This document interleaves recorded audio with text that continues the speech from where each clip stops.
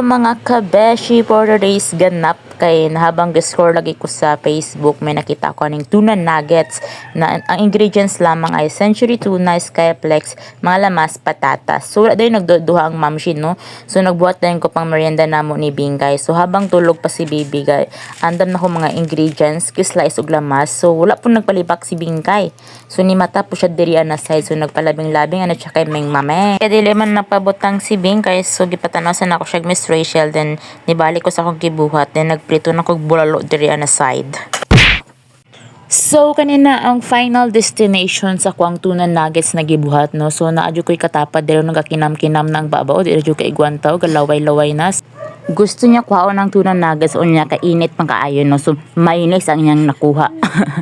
So gitabangan na lang jud nako si Bingkay dira na makatilaw aning tuna nuggets na gibuhat ko. So gasing and pasayang mind kung lamay ba or dili.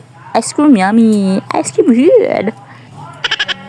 Siyempre, ang inahan ni Tilaw po sa iyang giluto kung lami food ba o dili. So kani ginatabangan na jud nako si Bingkay na magkaon kay init pa manggod lagi ang tuna nuggets na gibuhat nako. So para sa ako para lang pud sa ako lami man siya, walay atik.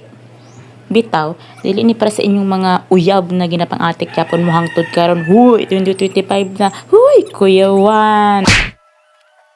Gapaning kamot na ginang Bingkay diraw nagkuha na po siya iya ha. So pasalamat pud ko aning kay Bingkay nako kay dili po siya pilian ng pagkaon ba kung usa lang nakaunon jud niya no.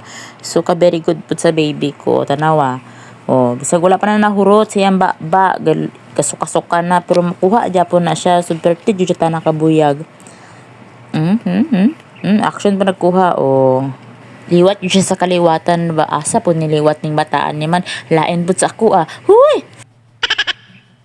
That's all for today's video. Kaya di naman ginipahilabot na akong main character. Bye-bye!